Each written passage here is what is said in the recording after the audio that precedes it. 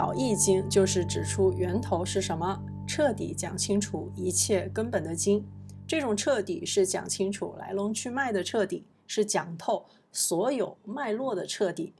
是最高级的彻底，是宇宙整个包括在内的彻底，是一切彻底，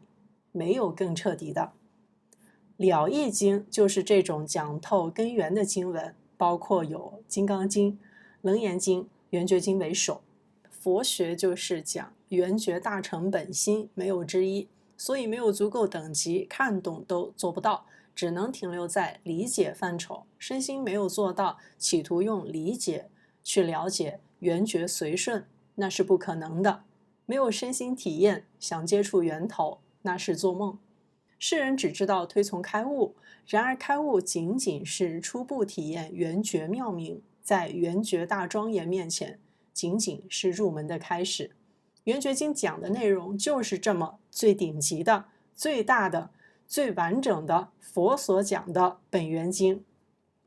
首先看一下圆觉经的听众是谁。经文都是有听众的，就跟讲课一样。大学里讲课的听众是大学生，那么讲的内容就会适合大学生这个群体能理解。圆觉经的听众是菩萨与眷属，这个等级是最顶级的听众，因此经文讲的底线是非常高的。圆觉经是12位菩萨逐次降级的问细节，询问佛陀什么是圆觉，如何达到，用什么方法，具体入手等等。菩萨与眷属听讲，这就相当于12位科学院院士在问外星高等文明，通过宇宙信息库的解读问科学是什么，具体方法，如何提升文明等级。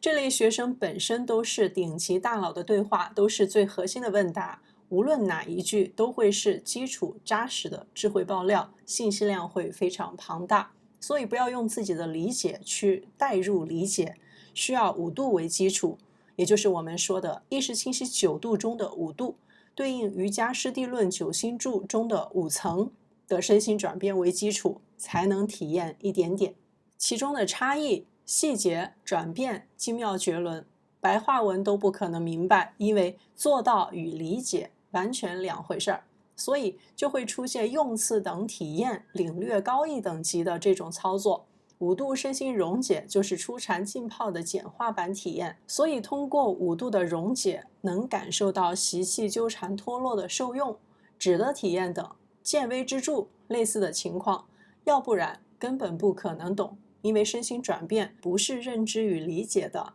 而是客观现象的发生，就像盐巴与西瓜放在一起，真不可能懂是什么味道，除非亲自吃过。圆觉经就是讲的意识本身如何提升，用的什么方法，什么是本心，都有哪些差异等等的经，因此又叫圆觉大乘本心。大乘就是佛学唯一的核心，本心唯一，所做的一切都是为达到这个唯一。这个唯一总是有各种纠缠、缠绕、攀附，所以要摆脱、要独立，就会有各种过程与方法。达到后，这就是圆觉。第一位提问的是文殊师利菩萨，直接提问：不堕邪见如何修？圆觉经：善男子，无上法王有大陀罗尼门，名为圆觉，流出一切清净真如、菩提、涅盘及波罗蜜。教授菩萨，一切如来本起因地，皆依圆照清净觉相，永断无明，方成佛道。这就是最直接的答案。换成白话文，意识本体功能具有认知、理解、决策、判断、接受、逻辑、明悟一切等功能，而并不是物质的存在。所以没有物质的规律，是永恒存在，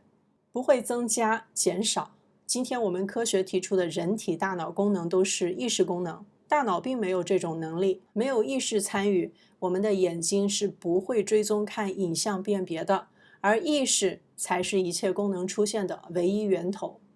一切问题也是来源意识功能，意识出现纠缠迷糊，要摆脱纠缠断无明，就要回归意识本身的圆觉本体，这就是本起因地，源头是这个唯一圆觉。意识清晰9度，5度对应9星柱5层，是身心巨变的开始。身心溶解、柔软，想法念头出现，立刻知道，意识自动清醒，凸显，全天持续清醒，不费劲。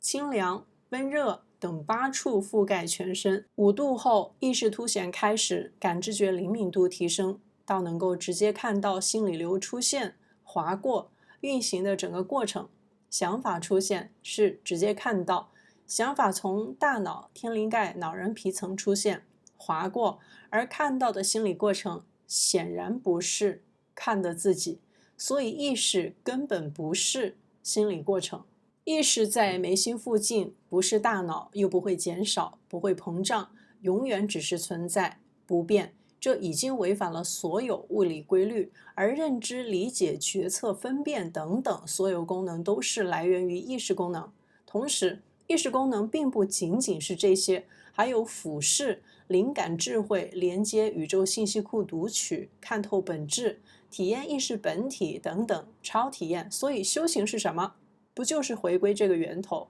开启真正的意识功能吗？还能是什么？这就是本源的起因。意识本源与人体物质结合，降级了才会出现各种问题。同样，因为降级了才会感知觉粗糙，能勉强观察到起心动念的这个过程，又加上大脑神经触发引发的心理流，能让感知觉体验整个过程。越末端越能因为粗糙观察到本源的规律。所以第一个回答就是无明是什么？为什么有意识这种超级功能又出现哪些问题？答案就是因为无明，这是第一个问题。人出生后把身体当自己，维护这个身体吃喝拉撒睡生理需要，把想法当自己，追着感觉想法，把想法当成宝，追身体感觉中丢了自己，丢了自己的存在，迷失在感觉中。就像眼睛出现重影，看到虚空有东西，把看到的幻想当真。这里有一个技术问题，到了6度可以看到注意力是发射的，一波一波发射，这时意识的感知能感受到注意力发射是有间隔的，间隔就是空隙，黑的断片，就跟胶卷一样。因此一段一段注意力发射，因为不能连贯，让意识本身自动引发疑惑，发生了什么？刚才的为什么那样？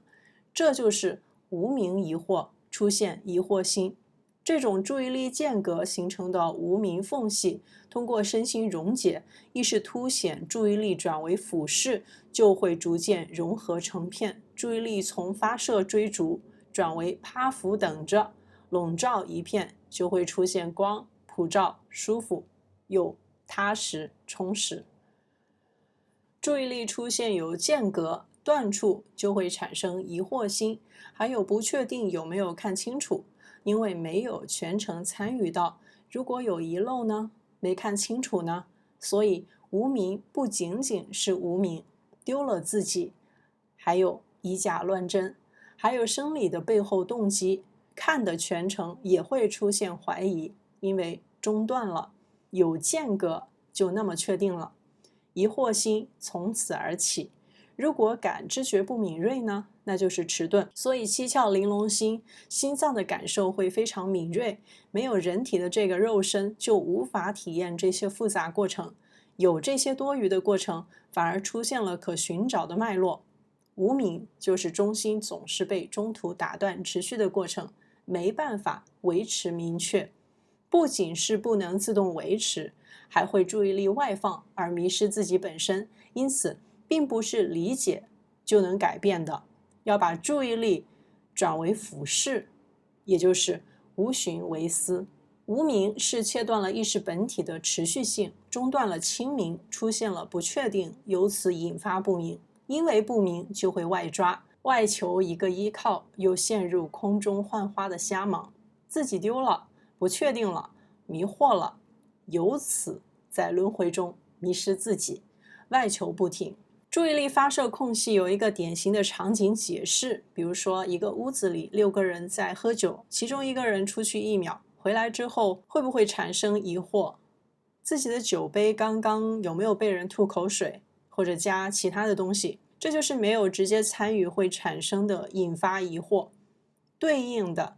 如果一直在场呢，眼睛一刻不离酒杯，就不会产生各种联想，疑惑也不会出现。同时，这种不明还有一种情况，就是丢了自己本身，忘了自己，并不是产生疑惑的是无明，因为无视了自己，外求不记得自己还有一个酒局，自己为什么在这儿，所以直接回家了。由此无明中断，丢了自己又引发疑惑，都是无明妄想阻碍清明圆觉的根源。而疑惑还能延伸出探究，大疑有大悟，不停地找原因，会看到的越来越立体，找到根源。所以没疑惑说明没碰到问题的点，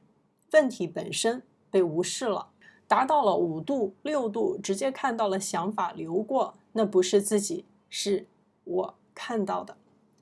自己在眉心附近直接体验存在真实，注意力形成笼罩一片没有中断的一片光明，有踏实充实，知其然，清楚体验这个，就不会再纠结在注意力抓了什么，而是注意力是可以提升的，注意力成片连接，就清楚体现自己是恒存的，并不是一段一段，也不是出现的，是永恒的，一直存在的。如来因地修圆觉者，就是说这个由外而内的过程叫唯识方法。源头的意识就是本土引发的因地，恒存圆融，有了这个圆融的本身，一切笼罩的都只是流过的，不参与不纠缠，只是知道，因为那都是外物，流过不会停留，更不可能长存。